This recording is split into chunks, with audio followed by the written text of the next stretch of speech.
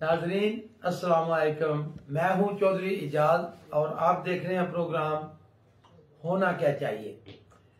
आज सारे सब्जेक्ट छोड़ के, हालांकि बड़ी बमशेल न्यूज हैं इधर उधर की, सिर्फ और सिर्फ मंडी बहाउद्दीन के बारे में एक छोटा सा इशू बना हुआ है। वो है बहुत ही जायज इशू है। तो मैं आपके साथ वो शेयर करना चाहता हूं। आप समझ गए होंगे कि जो गवर्नमेंट ने GHQ बनाया है, जनरल हॉस्पिटल का हेडक्वार्टर बनाया है मंडी बहाउद्दीन में, और जाहिर है इससे पहले शहर के अंदर था ये पूरा सेटअप।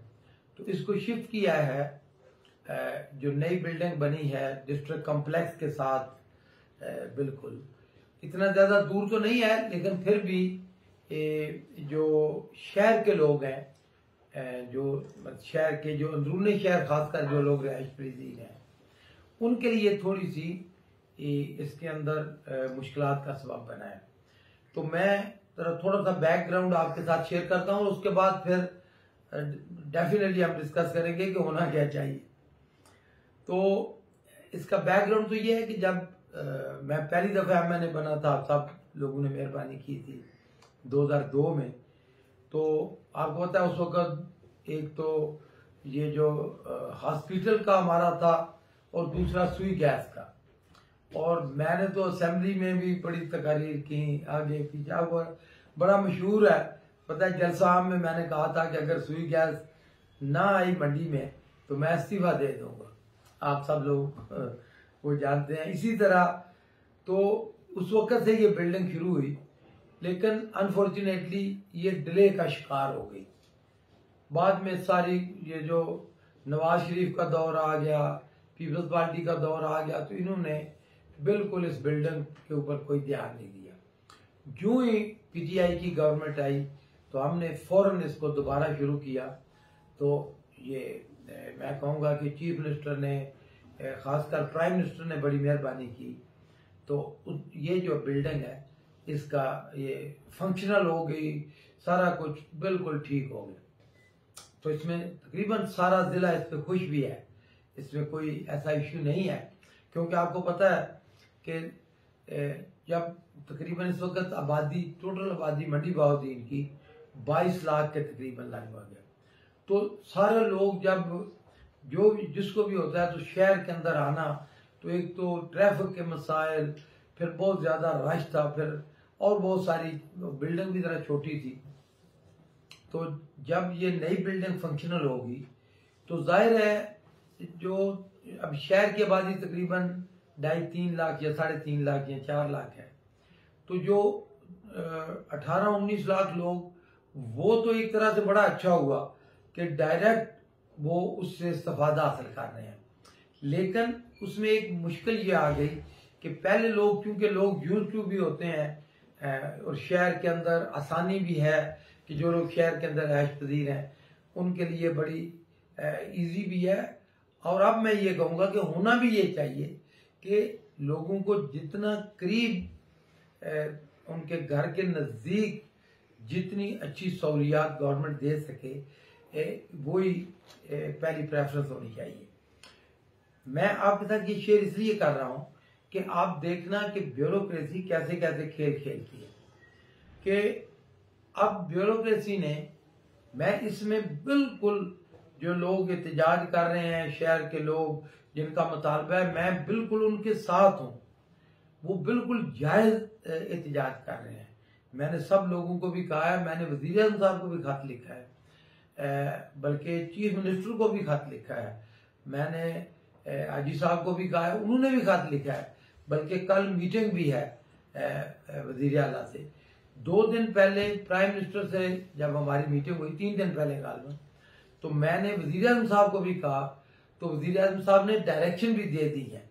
अब उसमें समझने की बात यह है, जो मैं आपके साथ शेयर करना चाहता हूं, कि ब्यूरोक्रेसी, अब जो टेक्निकल होते हैं, देखिए ना, ब्यूरोक्रेट बड़े टेक्निकल होते हैं, वो हमेशा एक ऐसे ग्रोह बन गए हैं ना जी सोसाइटी के अंदर, दवाइयाँ बेचने वाले, अस्पतालों वाले, जिनके कुछ मुफादात वाबस्ता हो जाते हैं, तो लोग इतने भी नहीं रहम करते कि यार मरीजों के ऊपर तो सियासत नहीं होनी चाहिए, या मरीजों के लिए तो जो है ना वो तो नहीं वो तो मरीज देखें, हमारा दीन भी कहता है कि सबसे जो अल्लाह ताला के नजदीक जो दुआ कबूल होती है वो मरीज की होती है, क्योंकि मरीज तो ऐसा होता है ना जी कि वो ऐसी तकलीफ में होता है, उसको वो हर वक्त इसमें होता है कि अल्लाह करे मुझे शिफा मिले, और ये अल्लाह को पता होता है उसको शिफा मिलनी है या नहीं,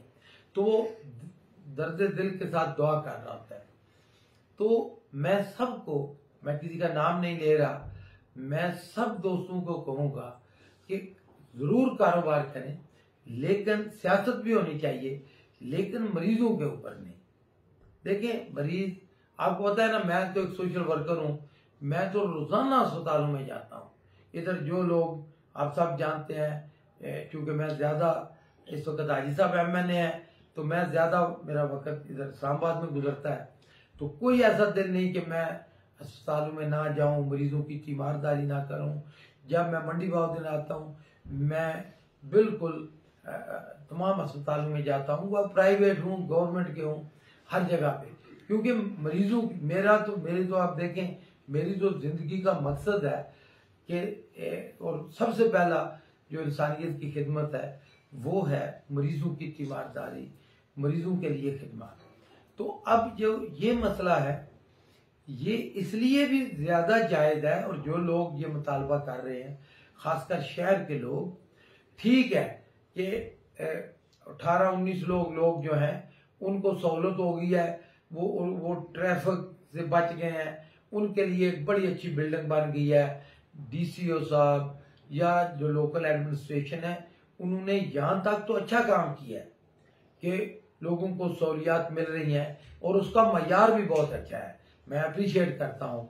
मेरे करीबी अजीज वहाँ दाखिल हुए, मेरे आपको पता है HPS के हमारे चाचा जी हैं, बड़े अच्छे इंसान हैं, वो अभी भी दाखिल है उधर, मैं तीमारदारी के लिए भी गया उनकी, तो बड़ा अच्छा है। लेकिन जो चीज है ना जी, जो शहर के लोग हैं, अगर मैंने वज़ीर आज़म साहब को ये कहा कि इनके लिए ये जो DCO साहब या दूसरी इंतजामिया, ये जो टेक्निकली ग्राउंड पे कह रहे हैं ना जी कि TM में पहले मंजूरी हो जी, फिर उसके बाद ये करते हैं, तो वज़ीर आज़म साहब ने इंस्ट्रक्शन दे दी है कि यहाँ होना चाहिए। तो मैं सारी इंतजामिया को, और आप सब लोग भी ये देखें, मुतालबा करना यही जमहूरियत है, अपने हक के लिए इत्तेजाज करना ये भी जमहूरियत है। हम पहले मुतालबा करते हैं, फिर इत्तेजाज करते हैं, फिर अगर फिर भी बात ना सुनी जाए तो नाराजगी का इजहार करते हैं, फिर भी ना सुनी जाए तो रोड ब्लॉक करते हैं, फिर भी ना सुनी जाए लड़ाई करते हैं, जब तक कि मसला हल ना हो जाए। तो मैं तमाम आप दोस्तों के साथ ये शेयर कर रहा हूँ, खासकर मैं आप लोगों को सलाम पेश करता हूँ जो इस तहरीक को, जो दोस्त आगे लेके जा रहे हैं, उनका बिल्कुल जायज मुतालबा है कि अगर आपके घर के नजदीक तरीन आपको सहूलत मिल जाए, तो इंतजामिया को ये सोचना चाहिए कि उनका क्या नुकसान है इसमें। डॉक्टर अगर हेडक्वार्टर में बैठे हैं या बड़ी बिल्डिंग में बैठे हैं, और उनमें से कुछ यहाँ इमरजेंसी में बैठ जाएं और यहाँ टाइम देना शुरू कर दें, तो सहूलियात पहले ही मौजूद हैं, बिल्डिंग बनी हुई है, इंफ्रास्ट्रक्चर बना हुआ है, और अगर ये बिल्डिंग वीरान हो गई तो कब्जा माफिया आ जाएंगे, आपको पता है, तो कब्जे में लोग कर लेंगे या इसका गलत इस्तेमाल होगा, और दूसरे अदारे, आपको पता है ना, पाकिस्तान में तो अफरा तफरी का आलम रहता है, हर एक की उस पर नजर होती है। तो ये बड़ी अच्छी बिल्डिंग है बनी हुई, और बड़ी अच्छी सहूलियात लोगों को मिल रही थी। तो मैं वज़ीर आला साहब को लिखा भी है, आप सब लोगों को भी कहता हूं, जो लोग गांव, मतलब जो लोग जिनको जो डायरेक्ट शहर में नहीं रहते, मैं उनसे भी अपील करता हूं कि देखें, दूसरे का फायदा हो या आपका अपना फायदा हो, हमने इंसानियत का फायदा देखना होता है। एक कहते हैं ना जी, एक इंसान को फायदा हो जाए तो वो भी बड़ी बात होती है। नाज़रीन, तो ये था आज का जो मंडी बाउद्दीन के हवाले से वीलॉग था।